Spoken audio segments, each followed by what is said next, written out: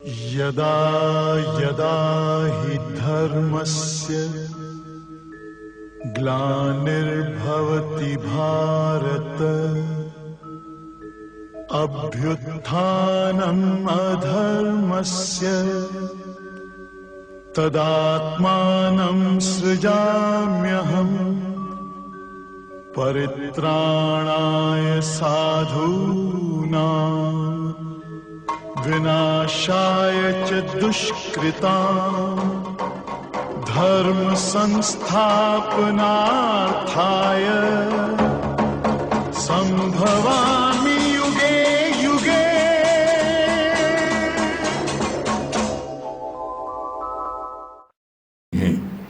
और जगत के काल शिफ्ट करते हैं, पर जब तक घर में सुख नहीं आता, आनंद की प्राप्त नहीं हुई, तब तक करामती से भी कितना समय सुख मिलेगा। 4 दिन की चांदनी फिर अंधेरी रात है। आज भगवान क्या बोल रहे हैं?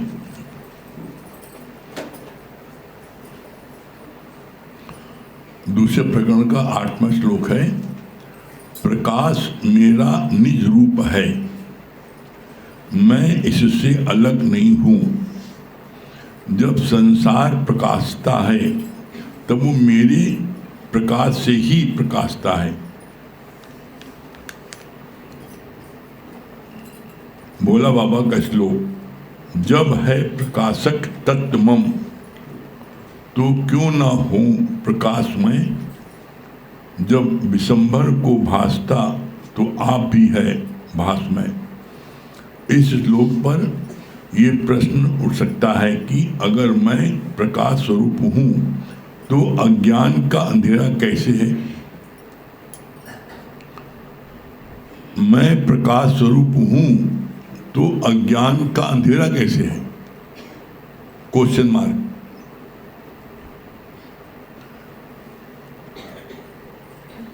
लाइट, ट्यूबलाइट, सोडियम सब लगी है, लाइट है।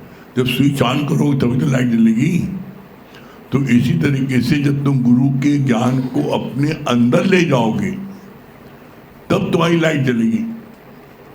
तुमने गुरु के ज्ञान को सुन लिया तो लाइट नहीं जलेगी। कैसे? जैसे डॉक्टर को वहाँ से आप दवा लिया है और ला करके अपने अलमारी में रख दिया, खाया नहीं तो क्या फायदा करेगा? इसी तरीके से ज्ञान को सुन तो लिया लेकिन हमने जीवन में लगाए नहीं तो फायदा नहीं करेगा। इसलिए ज्ञान को सुनो और सुनने के बाद में जीवन में लगाओ। लगाने में कोई दिक्कत होती है तो उसको पूछो, कोई प्रॉब्लम आती है उसको पूछो, वो प्रॉब्लम दूर हो जाएगी। लेकिन हम पूछे भी नहीं और सोचे हमें ज्ञान लग जाए तो संभव नहीं है।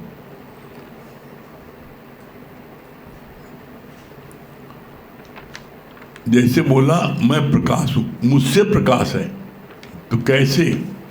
जैसे जो मणि होती है सर्व की, जो इच्छाधारी नाग होते हैं उनकी मणि होती है सर्व मणि, वो स्वतः प्रकाशवान है।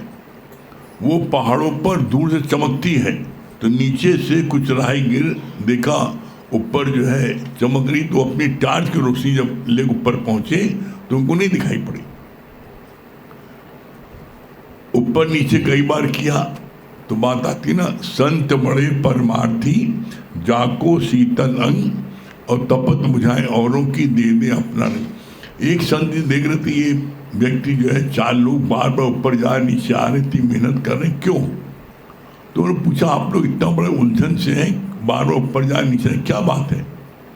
कि नीचे से ऊपर जो है मणि चमक रही है और जब मैं वहाँ जाता हूँ तो मणि गायब हो जाती है।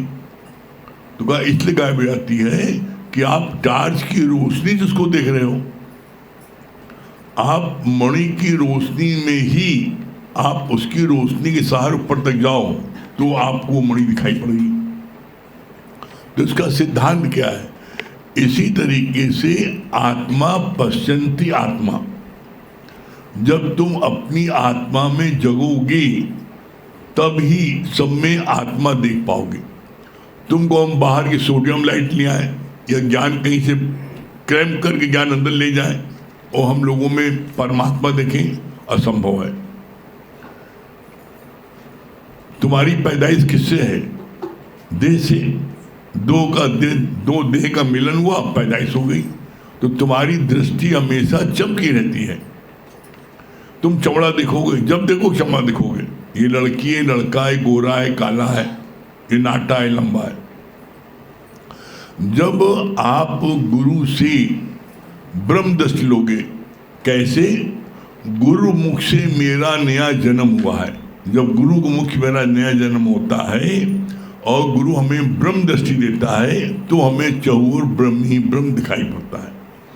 बिना ब्रह्म दृष्टि लिए गुरु से हमें ब्रह्म नहीं दिखाई पड़ेगा। इसीलिए लाइन आती है, मत कोई भूले भरम संसार, गुर बिन कोई न उतरे भव पार। मत कोई भूले भरम संसार। इस भ्रम में नहीं रहना कि हम बिना गुरु के भव पार हो जाएंगे, असंभव। कैसे संभव? जैसे प्रैक्टिकल में, जीवन में आप देख लो, दुनिया का आज तक कोई व्यक्ति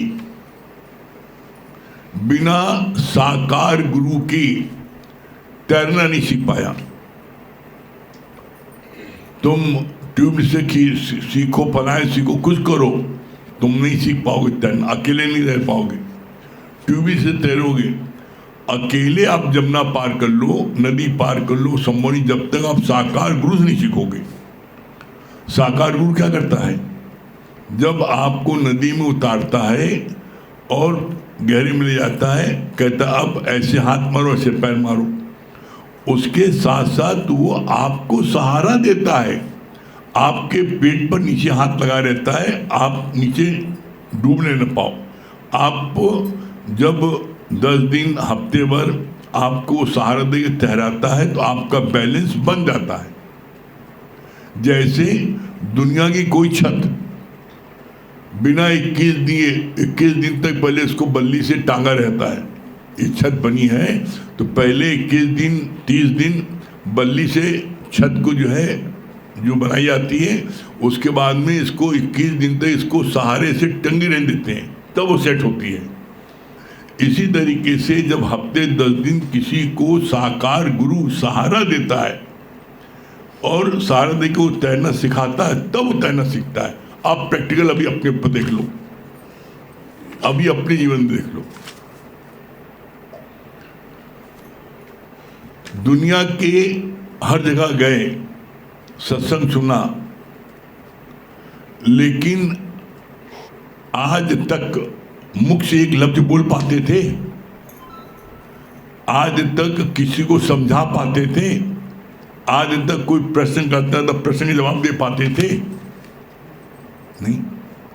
गुरु ने अपने सामने प्रोत्साहन देकर, नहीं तुम भी कर सकते हो, तुम मुख खोलो हम बोलेंगे, प्रोत्साहन देकर के नहीं 2 मिनट बोलो, 1 मिनट बोलो, 5 मिनट बोलो, ऐसे धीरे धीरे करते करते आज कल हमसे कोई कह रहा था, अब जब तक हम आधे घंटे नहीं बोलते हमारा पेट नहीं भरता।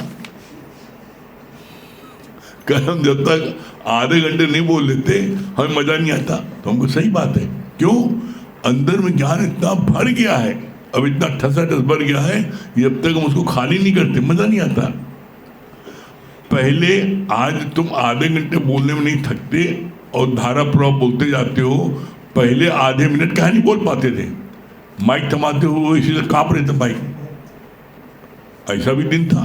लेकिन आज धारा प्रवाह, चाहे 1000 आदमी हो तभी धारा प्रवाह बता रहे हो, तो अंदर में बड़ी खुशी होती है कि चाहे शरीर रहे और चाहे न रहे, सत्संग बहुत अच्छा चलता रहेगा। इतने नवरत्न, इतने नवरत्नियाँ हो गए, इतने विशेष रत्न हो गए कि वो अब सत्संग को बड़े आराम से चलाएंगे। ये जो है दादा भगवान हमेशा इस बात को देखते थे, बैठ जाते थे और कहते थे बताओ, तो जब लोग बताते थे तो अब हमको विश्वास हो गया, तो कितना अच्छा लगता है। तो ये चीज बोला, आप भी अपनी मुक्ति की चिंता नहीं करो, अब हम मुक्त होंगे नहीं होंगे, अरे अब आपको गुरु ऐसी शक्ति दे देता है, ऐसी शक्ति भर देता है कि आप हजारों को मुक्त कर सकते हो ज्ञान सुना के, लेकिन उसके लिए मेहनत करना पड़ेगा। जैसे दादा भगवान बोलते हैं ना, मंगन मुआ तो खुद खुदा हुआ, मंगन मरो तुम खुदा हो जाओ, ऐसा नहीं होगा। जो यहाँ मेहनत करेगा वो खुदा होगा। जो ज्ञान को बांटेगा, तुम धन बांटते सोचते बड़ा भारी काम कर लिया, ब्लड दे बड़ा कुछ नहीं। दुनिया का कोई दान दे दो, दुनिया का कोई दान दे दो, अपने शरीर का पूरा ब्लड दे दो, उससे उस ब्लड से वो जिंदा आदमी होगा तो वो गलत कर्म भी कर सकता है। गीता में भगवान कृष्ण ने स्पष्ट शब्दों में बोला है, दुनिया में दान बहुत प्रकार से हैं, दुनिया में दान बहुत प्रकार से है। कोई आंख का दान करता है, कोई ब्लड का दान करता है, कोई किडनी का दान करता है, कोई लीवर दान करता है, कितने दान, कोई धन का, कोई वस्त्र का, कोई अन्न का। लेकिन भगवान कृष्ण ने क्या बोला, मेरे मत से सबसे उत्तम दान है ब्रह्म का दान देना। ये ब्रह्म ज्ञान, ये गीता ज्ञान का दान देना ये सबसे उत्तम है। उत्तम क्यों है? इसलिए है कि ब्रह्म ज्ञान जिसको तुम दोगे वो गलत कर्म नहीं कर सकता, और अगर मान लो गलत कर्म करेगा भी तो उसकी सजा वो भोगेगा, तुम नहीं भोगोगे। तुमने किसी को अन्न का दान दिया, धन का दान दिया, और उसने अन्न खा के ताकत पाया, तो क्या हुआ? पता लगा जिसने जेल भिजवाया तो उसको जाके गोली मार दी, मर गया, तो उसका पाप तुम्हें लगेगा। तुमने धन दे दिया, पिस्टल खरीदी, गोली मारी, पाप तुम्हें लगेगा। लेकिन ज्ञान का दान दिया तो ज्ञान दान देने से उसका विवेक जागृत हो जाता है, और जब विवेक जागृत हो जाता है तो जो भी कर्म करेगा उसकी सजा उसको मिलेगी। सबसे अच्छी बात क्या है? गीता का ज्ञान देने में किसी भी तरीके से तुम्हारा नुकसान नहीं होगा। गीता ज्ञान देने में जिसको दोगे उसका कल्याण हो जाएगा, जो पाएगा वो जो है वो मोक्ष को प्राप्त कर लेगा, और हजारों को मोक्ष दे सकता है। कोई ज्ञान को पाने के बाद कोई इसका मिसयूज भी करता है मान लो, तो उसका जिम्मेदार खुद होगा, वो आप जिम्मेदार नहीं होंगे। क्यों? एकमात्र मनुष्य योनि में विवेक मिलता है, लेकिन वो विवेक कैसा होता है? सबका सुषुप्त अवस्था में सोया हुआ होता है, जगता नहीं। गुरु ज्ञान सुना करके विवेक को जागृत कर देता है, और जब जागृत हो जाता है, विवेक मतलब क्या हुआ? अच्छे बुरे की पहचान। तुम कोई भी कर्म करने चलोगे तो तुम्हारा अंदर वाला, अगर तुम्हें ज्ञान मिला है, अंदर वाला तुम्हें एक बार मना जरूर करेगा, ये मत करो। लेकिन अपनी आसक्ति के कारण आप उस कर्म को कर बैठते हो तो उसके भागीदार आप होगे। फिर कितना अच्छा बोला, समान अग्नि हर लकड़ी में है, पर विशेष अग्नि जब दो लकड़ियां आपस में रगड़ खाती हैं या फिर जली हुई लकड़ी समान लकड़ी की कांटेक्ट में आती है तभी वो जलती है। समान लकड़ी है, उससे आप कोई चीज बना नहीं सकते, पका नहीं सकते। जलती हुई लकड़ी है, उसमें आप कुछ भी खाना बना सकते हो, कुछ भी कर सकते हो। तो बोला इसी तरीके से तुम्हारे ज्ञान की अग्नि तुम्हारी जलेगी, तब जो है तुम्हारे को उसका फायदा होगा। और ऐसे जब ज्ञान की अग्नि नहीं जली तो जैसे सूखी लकड़ी है, नहीं जल रही है, उससे कोई अन्न नहीं पका सकते, उसी तरीके से तुम्हारे अगर अंदर में ज्ञान की अग्नि नहीं जली है तो तुम किसी को ज्ञान दे नहीं सकते हो, उसको फायदा नहीं होगा।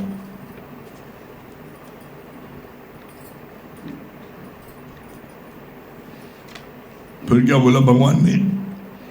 आत्मा हर एक के मध्य है, चाहे वो ज्ञानी या अज्ञानी, पर जब अज्ञानी ज्ञानी गुरु के संपर्क में आता है तो उसके अंदर का सामान्य चेतन भी विशेष चेतन हो जाता है,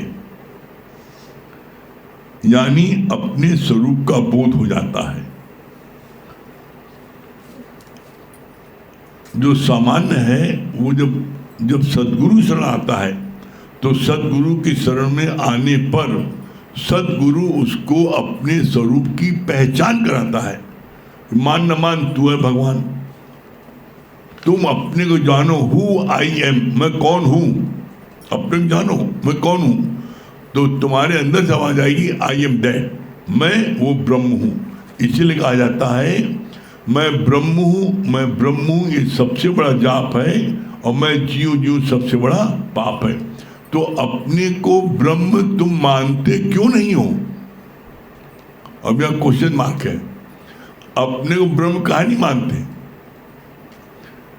इसलिए नहीं मानते, तोरा मन दर्पण कहलाए और भले बुरे सारे कर्मों को देखे और दिखाए। जग से भाग ले प्राणी पर मन से भाग न पाए, तोरा मन दर्पण कहलाए। तुम 7 कोठरी के भीतर छुप के कोई कार्य करते हो, तुम्हारा मन जानता मैंने काम किया है, दुनिया को आदमी न देखे। जैसे भाग ले प्राणी पर मन से भाग न पाए, तोरा मन दर्पण कहलाए। तुम्हारा मन जो है वो सारे कर्मों को देख भी रहा, दिखा भी रहा। तो तुम जब तक तुम्हारे इस मन में किसी भी प्रकार का कोई विकार होगा, 5 विकारों में कोई विकार होगा, काम क्रोध लोभ मोह अहंकार, 5 विषय शब्द स्पर्श रूप रस गंध, राग द्वेष ईर्षा जलन सड़न कुड़न नफरत, कुछ भी होगा तो परमात्मा आपको नहीं दिखेगा। इसका गुरुजी ने एक लाइन में जवाब दिया है। क्या बोला है? अपने मन की करो सफाई और तभी देगा प्रीतम दिखाई। अंदर मन में राग भी है, द्वेष भी है, ईर्षा भी है, जलन भी है, सड़न भी है, कुड़न भी है, 5 विकार भी है, तो कहां से भगवान दिखेगा? कहां से भगवान प्रकट होगा? जब तुम्हारे मन में टोटल सफाई हो जाएगी, उसी तत्क्षण आपका परमात्मा प्रकट हो जाएगा। कैसे प्रकट हो जाएगा? बड़ा सुंदर गुरु ने इसका उदाहरण बोला जब तक मैं था तो हरि नहीं, अब हरि है तो मैं नहीं। कैसे?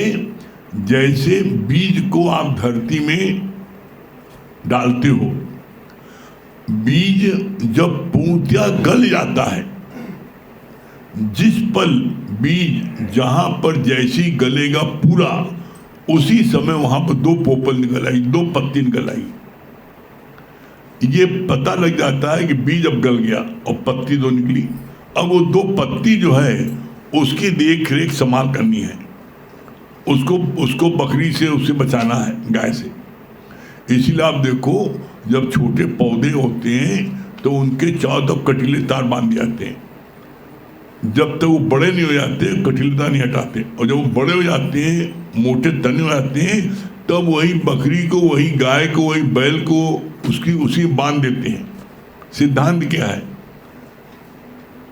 जब तक तुम जिज्ञासु अवस्था में हो तो बड़ी परहेज में रहो, और जब तुमने मंजिल प्राप्त कर लिया तो बोला उस समय अगर उसके उस खूंटी में, उस पेड़ में चाहे बैल बांधो, चाहे हाथी बांधो और चाहे गाय बांधो, वो उसका पेड़ का कुछ नुकसान नहीं कर सकते। लेकिन अगर वो पौधा है तो उसको जो है बकरी 1 मिनट चढ़ जाएगी, गाय चढ़ जाएगी 1 मिनट में। इसीलिए बोला बड़ा परहेज में रहना। तो ऐसे में देखो तुम कि गुरु के ज्ञान को सुनने के बाद तुम वो उस चीज को प्रैक्टिकली लागू करते हो, नहीं करते हो, और नहीं करते हो तो करो, तभी मंजिल प्राप्त होगी। फिर क्या बोला?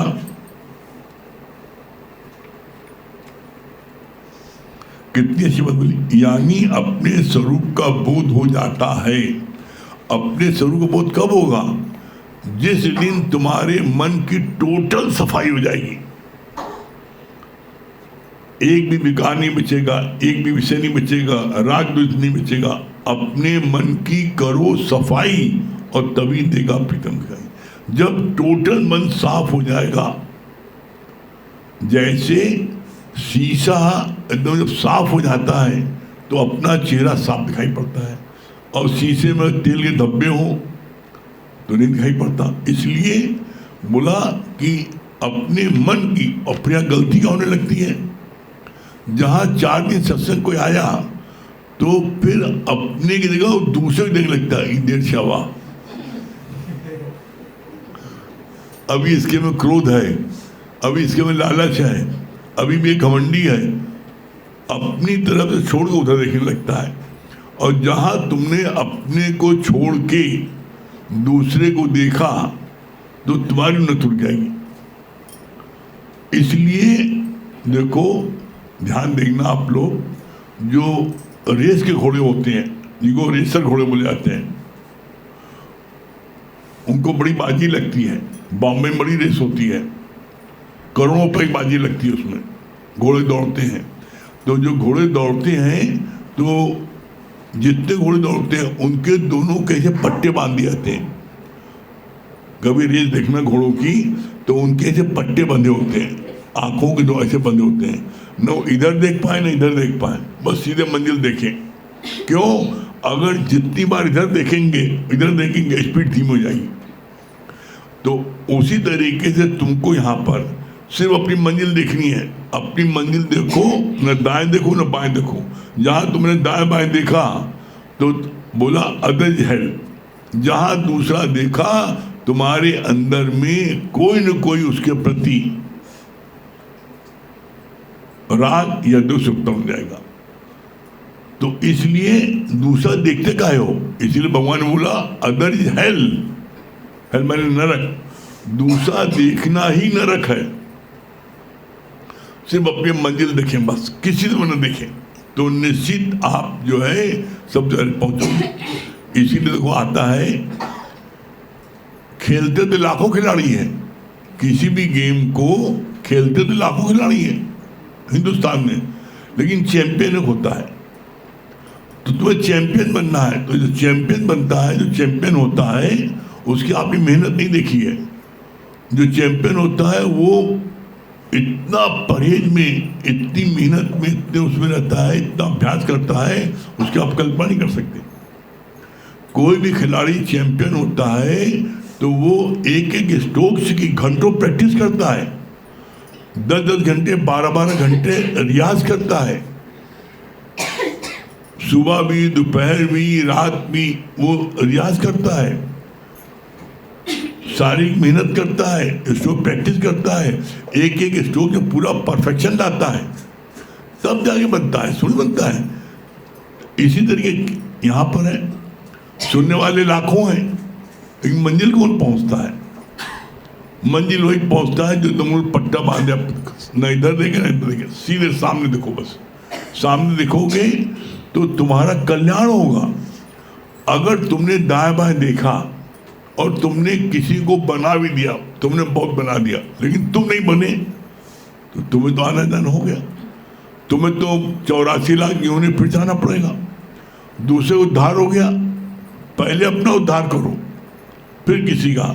अगर तुमने अपना उद्धार पहले नहीं किया और किसी को उद्धार करने की सोचते हो तो तुम्हारी सोच गलत है। जब जिससे बात आती ना, एक भिखमंगा किसी को दान क्या देगा? जब उसको अपने खाने को नहीं ना, तो दूसरे को दान क्या देगा? इसी तरीके से तुम्हारा अपना कुछ नहीं है, इसीलिए बोला जाता है सेवा कर निर्बंध की पल में दे छुड़ाए, बंधे को बंधा मिले छूटे किस उपाय। जो स्वयं बंधा है माया में, विकारों में, वो में क्या छुड़ाएगा? सेवा कर निर्बंध की पल में दे छुड़ाए। इसीलिए बोला गुरु बहुत होते हैं, सदगुरु कोई को होते हैं। हम सब बड़े भाग्यशाली हैं जो हमको ऐसा सच्चा सदगुरु मिला, जिसके ज्ञान से, जिसकी कृपा से आज हम सब लोग आगे बढ़ रहे हैं। और बस यही मन में संकल्प रखो, नहीं ये ज्ञान हम जन जन तक पहुंचाएंगे, इस ज्ञान को हम जन जन तक बांटेंगे। क्यों? जो बांटन वाले को लगे मेहंदी का रंग। तुम जितना बांटोगे उतना तुम लाल लाल हो जाओगे। जितना बांटोगे, मेहंदी जो लोग लगाते हैं किसी को तो उनके हाथ में अपने आप रच जाती है। इसी तरीके ज्ञान तुम बांटोगे, ज्ञान बांटोगे लेकिन लाल लाल तुम होगे टमाटर की तरह। अब टमाटर लाल लाल होना है ज्ञान बांटो, और नहीं होना है काला कलूड़ा रहना तो मत बांटो। और कोई ऐसा नहीं तो नहीं चाहता हम लालो लाल हो जाए, तो लालो आवाज बदलने वाली हिंदी है, ठीक है। अच्छा तभी सब लोग लाल लाल पहने हैं। हाँ, अरे अम्मी में सब लोग पहने एक तरफ से। घर से हम लोग के अंदर यानी वाला थोड़ा सा गुण आने लगा आपको।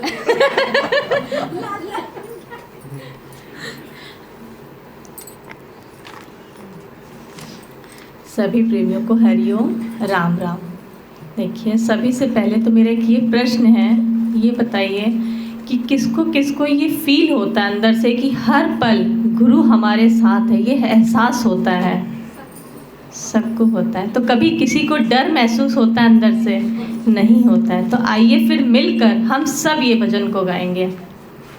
मेरे सतगुरु मेरे साथ है, तो डरने की क्या बातें हैं। मेरे सतगुरु मेरे साथ है, तो डरने की क्या बातें हैं। इनके रहते कोई कुछ कहे, भला किसकी ये औकात है। इनके रहते कोई कुछ कहे, भला किसकी ये औकात है। मेरे सतगुरु मेरे साथ है, तो फिर डरने की क्या बातें हैं। मेरे सतगुरु मेरे साथ है, तो फिर डरने की क्या बातें हैं। छाई काली घटाएं तो क्या, तेरी छतरी के नीचे हूँ मैं। छाई काली घटाएं तो क्या, तेरी छतरी के नीचे हूँ मैं। आगे आगे ये चलता मेरे, अपने सतगुरु के पीछे हूँ मैं। आगे आगे ये चलता मेरे, अपने सतगुरु के पीछे हूँ मैं। इसने पकड़ा मेरा हाथ है, तो फिर डरने की क्या बातें हैं। इसने पकड़ा मेरा हाथ है, तो फिर डरने की क्या बातें हैं। मेरे सतगुरु मेरे साथ है, तो फिर डरने की क्या बातें हैं। मेरे सतगुरु मेरे साथ है, तो फिर डरने की क्या बातें हैं। इनकी महिमा का वर्णन करूं, मेरी वाणी में वो दम नहीं। इनकी महिमा का वर्णन करूं, मेरी वाणी में वो दम नहीं। जब से इनका सहारा मिला, दुख आए तो भी गम नहीं। जब से इनका सहारा मिला, दुख आए तो भी गम नहीं। ये तो करता करामात है, तो फिर डरने की क्या बातें हैं। ये तो करता करामात है, तो फिर डरने की क्या बातें हैं। मेरे सतगुरु मेरे साथ